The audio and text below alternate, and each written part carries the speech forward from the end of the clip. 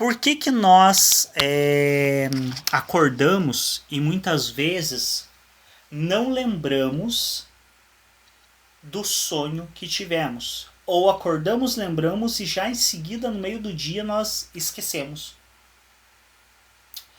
Esses conteúdos que escapam, esses conteúdos que se apresentam no sonho, são conteúdos reprimidos. E como tal, deveriam permanecer como reprimidos. Eles escapam por uma falha da resistência, justamente pelo aquilo que eu comentei anteriormente, de que durante o sono a resistência ela baixa. Então, dado uma falha da resistência, esses conteúdos entram. E como tal, se esses conteúdos são muito difíceis de serem suportados, se eles representam alguma questão emocional muito afetiva, o teu psiquismo, logo que você acorda e a resistência volta a aumentar, o teu psiquismo tenta corrigir o erro que cometeu. Então ele trata de mais do que depressa correr para corrigir. Bom, isso aqui escapou, então vamos puxar de volta, vamos reprimir de volta. E aí por isso que você esquece. Em algumas situações, quando ele não dá conta de reprimir novamente, ele modifica. E aí muitas vezes você se pergunta, nossa, mas como que aquele sonho foi tão elaborado, faz tanto sentido? Às vezes, inicialmente, esse sonho não fazia tanto sentido. Mas depois de vocês já estarem acordadas, o psiquismo de vocês corrige o sonho. Como uma forma de deixar ele mais contextualizado, ele mais lógico, para que vocês não reconheçam o conteúdo que ele está deixando escapar. E aqui eu vou trazer um outro exemplo de um sonho meu, que ocorreu isso, e que eu achei extremamente intrigante. Esse sonho foi um dos que me marcou muito, porque ele justamente demonstrou um pouco disso. Como eu mencionei, eu tenho 4 cães, um deles se chama Jack, que é o meu pitbull branco. É um amor super querido. Aliás, o meu vira-lata não é tão querido, que é arrancar a minha cabeça com frequência, mas o meu pitbull é um amor. E em dado momento ele estava com um problema na garganta. Ele estava, inclusive foi medicado, eu chamei a veterinária, ela passou o medicamento. Mas durante esse período que ele estava com um problema na garganta, ele ficou rouco. E ele ficou latindo assim de uma maneira completamente distinta da que ele latia habitualmente. Eu me preocupei bastante na época, para sorte não foi nada grave, a veterinária medicou e ele já voltou ao normal. Mas durante esse período que ele estava com a voz rouca, em dado momento eu acordei com o latido dele. Só que antes de eu acordar, eu sonhei com o latido dele. Só que uma coisa que me intrigou logo no que eu acordei foi que no sonho o latido dele estava normal. O latido dele estava como habitualmente eu escutava, porque obviamente a memória que eu mais tinha dele latindo é a memória da voz normal dele. E aí quando eu acordo e reconheço, opa, meu sonho estava errado, porque não é essa voz que o meu cachorro tá. De imediato, o meu psiquismo, eu consigo pegar ele, flagrar ele em um movimento de modificar o sonho. E eu me percebo vendo o meu sonho se alterando como se o latido do cão tivesse rouco no sonho. E isso foi um movimento muito intrigante para mim, que me surpreendeu muito. Porque eu consegui tomar consciência do meu psiquismo se movimentando para tentar corrigir o erro que cometeu no sonho. Então eu comecei, quando eu pensei isso, nossa, tá errado o meu sonho, porque ele não tá latindo assim. Logo me veio a imagem do sonho dele latindo rouco. E aí porque isso ainda estava com a consciência um pouco fragilizada, estava com a resistência baixa, porque eu tinha acabado de acordar, mas aí eu, num esforço, ressaltei e pensei, não, pera lá. No sonho o latido não estava rouco. Por que eu estou tendo uma memória do sonho com o latido rouco? Porque o meu psiquismo estava tentando corrigir o erro que cometeu. Então, muitas vezes, alguns dos sonhos que vocês lembram alguns minutos depois de acordar, talvez não tenham acontecido daquele modo. E aí por isso que às vezes o sonho parece lógico demais. Por exemplo, você escuta um barulho e aí você acorda, constata que o barulho é, por exemplo, de um talher caindo. E aí você pensa, nossa, mas como que eu sonhei exatamente com um talher caindo, sendo que eu só ouvi um barulho, eu não sabia que era o talher. Talvez você não tenha sonhado com um talher caindo. Você só sonhou com algo caindo. Mas o teu psiquismo, após você ter constatado que era um talher, completou essa memória como sendo um talher. Então, por exemplo, naquele sonho que eu relatei que a minha irmã entrou no meu quarto e deixou um brinquedo na cabeceira da cama. Talvez eu não tenha sonhado com o brinquedo, ou talvez eu não tenha sonhado com o tipo de brinquedo especificamente. Talvez eu só tenha sonhado que ela deixou algo na cabeceira da cama. Mas depois de acordar, o meu psiquismo completou a memória com o que era esse algo. Então, nem sempre o nosso sonho é totalmente confiável. Muitas vezes ele se modifica mesmo depois de nós estarmos acordados. Que leva a uma afirmação que os historiadores fazem, que eu gosto muito, que o passado sempre muda. Os historiadores têm o hábito de fazer essa afirmação, que eles dizem como uma contraposição às pessoas dizerem que o passado é imutável, o passado já é dado. Eles dizem não, o passado sempre muda. Porque a nossa percepção das coisas pode mudar. E isso altera tudo. Então isso é bem interessante de a gente pensar a respeito.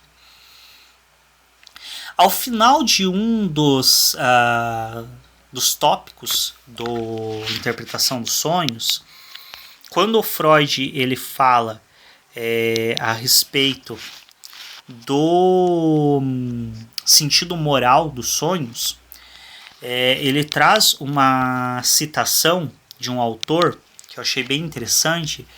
Eu não sei qual que é a pronúncia, é Hafner que escreve, mas eu não sei qual que é a pronúncia. E quando ele fala desse Hafner, ele fala que esse autor ele afirma que os homens não são responsáveis por seus sonhos pecaminosos. Os homens são responsáveis por seus sonhos pecaminosos na medida em que provocam indiretamente. Então ele diz que moralmente não somos responsáveis por nossos sonhos, a menos que nós causemos os nossos sonhos. E aí vocês se perguntam, bom, mas então é possível causar um sonho? Essa é a margem interessante que esse autor nos dá e que é aceito, por sinal, pelo Freud. Sim, é possível causar um sonho intencionalmente. Lembremos que como são os conteúdos, e o Freud diz que também existe uma grande ligação entre os conteúdos do dia anterior com os sonhos, que muitas vezes se apresentam conteúdos do dia anterior com os sonhos. Igualmente, se você mentaliza muito, se você fica com algo no seu psiquismo antes de dormir, dependendo da forma como você mentaliza isso, você consegue provocar um sonho. Você não consegue ter controle sobre aspectos do sonho. Então você não consegue definir exatamente tudo o que vai acontecer no sonho. Mas você consegue, por exemplo, provocar um sonho em um determinado lugar. Você consegue provocar um sonho com determinadas pessoas. Por sinal, esse aqui é um exemplo um pouquinho mais pessoal e um pouquinho mais moralmente complicado, que é um exemplo de um sonho que eu causei. Então, em dado momento, na minha formação anterior à psicologia, quando eu fazia agroecologia, eu tinha uma professora de português, de língua portuguesa, e que me era extremamente atrativa, tanto fisicamente quanto intelectualmente e emocionalmente. Era uma pessoa que tinha traços físicos que me atraíam muito, tinha uma inteligência muito grande, e emocionalmente era bastante estável, que é uma coisa que me causa admiração em todos os públicos, sejam mulheres ou homens, seja para amizade ou para qualquer relacionamento de outra ordem. O equilíbrio emocional é algo que costuma me atrair muito, talvez porque eu também precise de muito equilíbrio emocional ainda. Então a gente acaba, de certo modo, admirando nos outros muitas vezes aquilo que desejamos para nós, aquilo que desejamos ter mais em nós. E essa pessoa me gerava uma profunda admiração, e apesar de ter tido inúmeras conversas com ela, por horas e horas, passávamos muito tempo juntos e tínhamos conversas bem instigantes e bem atraentes, no sentido intelectual, mas eu nunca consegui ter nada mais efetivo com ela. Talvez dado o fato dela ser casada. E o fato dela ser extremamente religiosa também. Aliás, também um atravessamento interessante, dado que eu sou ateu. E se interessar por alguém religioso também não é sem motivo. Também existem seus atravessamentos inconscientes aí. E eu me recordo que em dada noite, propositadamente, eu pensei, não dessa forma, mas quase desse modo. Bom, já que eu não posso ter nada contigo na vida real, ao menos em sonho, eu vou conseguir. E eu mentalizei muito a imagem dessa pessoa antes de dormir e mentalizei cenas, imagens com ela. E de fato, naquela noite eu sonhei com ela. Não talvez no ambiente que eu escolheria, então eu não controlei o ambiente, não passava por esse critério, mas eu sonhei com ela e fazendo exatamente o que eu havia desejado sonhar estar fazendo. Então nós podemos sim causar sonhos, porém eles têm um custo. Sempre que causamos um sonho, como nós aumentamos a nossa resistência, nós temos um esforço para direcionar o tema do sonho, tendemos também a desprender maior gasto energético para isso. Então foi uma noite relativamente mal dormida, mas eu diria que valeu a pena. Vamos falar um pouco então do principal aspecto que o Freud traz com relação ao sonho. O sonho como a realização de um desejo. E aí nós vamos para algo que ultrapassa o desejo biológico, que nós vimos no nosso primeiro bloco, que ultrapassa os desejos conscientes, como por exemplo desse sonho que eu acabei de relatar, onde era um desejo totalmente consciente. Não havia nenhuma repressão da minha parte, nenhuma repressão moral, mesmo sabendo que ela era casada. Não havia nenhuma repressão moral, nenhum tipo de repressão da minha parte do fato de que sim, eu desejava ter algo a mais com ela, e isso estava bem consciente para mim. Mas para além disso, existem desejos que nós não somos capazes de admitir. Para mim, por exemplo, foi extremamente fácil admitir esse desejo por ela. Talvez, se eu tivesse outros valores morais, se eu estivesse em outro contexto social, isso não seria tão fácil. Lembremos do caso lá do Freud, da irmã que desejava o cunhado. E que diante da morte da irmã, pensou, bom, agora ele pode ser meu. E que em função disso desenvolveu paralisia nas pernas. Porque justamente era um outro contexto social onde talvez não fosse tão fácil admitir, ainda mais para uma mulher, admitir, como eu estou admitindo aqui frente a vocês, por exemplo, que eu tive interesse sim em uma mulher casada e não tive problema nenhum com isso. Pensando numa época vitoriana, na época freudiana, uma época vitoriana extremamente repressora, ainda mais com as mulheres, extremamente machista, para uma mulher admitir interesse por um homem casado, ainda o marido da irmã, era algo impensável. Então isso depende muito, o quanto é inaceitável o desejo, depende dos seus valores morais e da cultura na qual você está inserido. Talvez hoje para muitos de nós não seria tão estranho ouvir que a moça, ao ver a irmã morta, desejou o cunhado. Até mesmo porque a gente vê na televisão com frequência algumas que não apenas desejam, elas se aliam ao cunhado para matar a irmã, para tirar do caminho. Então, para nós, para os nossos valores sociais e culturais atuais, talvez não seja tão impactante isso. E aí que a gente entra sempre, que a repressão, ela depende dos valores culturais e sociais de cada sujeito. Para um sujeito extremamente religioso, talvez duvidar de Deus seja uma coisa absurda. Ele não consiga dar conta. Para um sujeito ateu é pressuposto lógico, que não causa nenhum efeito negativo. em um ambiente extremamente machista, uma mulher que é criada em um ambiente extremamente repressor, machista, que não permite ela exercer a sexualidade dela, pensar em transar com vários homens talvez seja algo da ordem do absurdo. Ela jamais vai conseguir revelar conscientemente esse desejo. Ela pode sonhar de todas as formas possíveis, ela nunca vai conseguir admitir isso conscientemente, ou talvez leve muito tempo de terapia para admitir. Mas para uma sociedade mais liberal, uma pessoa que é criada com uma tendência a explorar sua sexualidade, se imaginar transando com 5, 6 pessoas, não é nada espantoso, não é nada extraordinário. Então sempre o nível de repressão vai depender da nossa inserção cultural, social e moral. E aí vamos pegar um pouco nas minhas questões morais, né? Porque agora, diferente do sonho anterior, o sonho que eu vou compartilhar com vocês, ele revela alguns desejos sádicos que foram reprimidos por mim e que são da ordem do inaceitável para os meus valores morais e que eu levei algum tempinho para conseguir reconhecer, apesar de que consegui ainda reconhecer.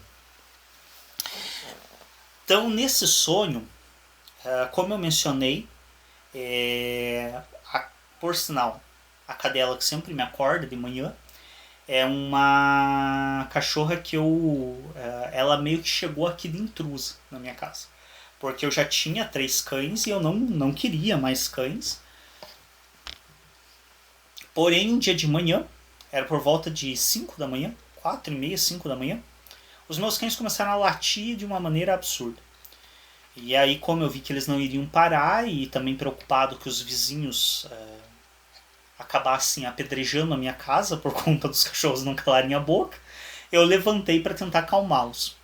E aí levantei e fui constatar que estava garoando nesse dia e que havia um filhote de cachorro na frente do meu portão.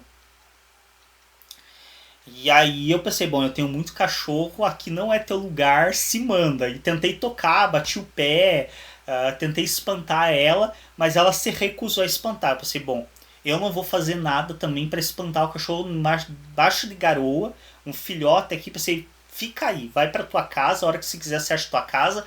Fui lá, voltei, acalmei meus cachorros e voltei a deitar. E aí de manhã eu saí, olhei, já não tava mais lá o filhote. Eu pensei, bom, foi para casa dele, no caso, porque eu não sabia se era macho ou fêmea. Porém, quando eu fui dar de comer para os cachorros, lá saiu correndo debaixo do carro o filhotinho, que na verdade tinha entrado dentro da minha casa.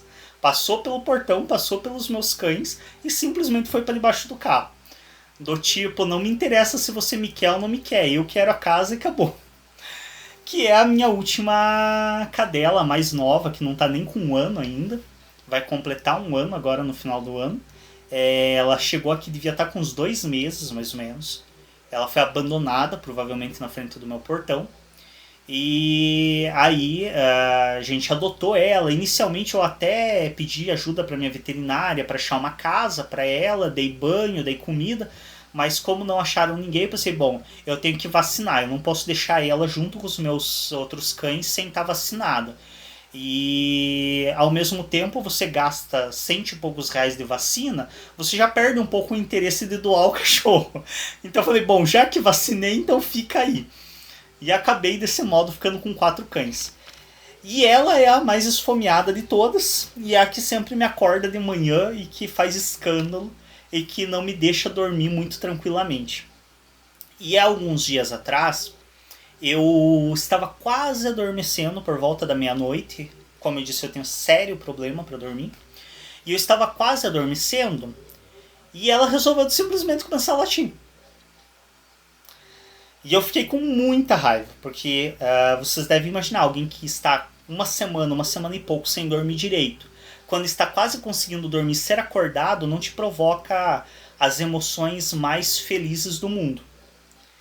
E aí eu acordei e até pensei em fazer ela ficar quieta, mas a carga emocional que me veio, a raiva dela ter me acordado em plena meia-noite, foi tão intensa que eu optei por nem levantar e ir perto dela. Aqui vocês percebem um movimento no qual eu nem pensei a respeito. Eu reprimi totalmente qual seria a vontade de fazer o que com ela, por ela ter me acordado plena meia-noite. E aí me esforcei um pouco e com algum esforço consegui dormir. E nessa noite tive um sonho. Nesse sonho eu estava em uma festa, em um dado lugar, e nessa festa eu encontrei perdido um filhotinho de cachorro.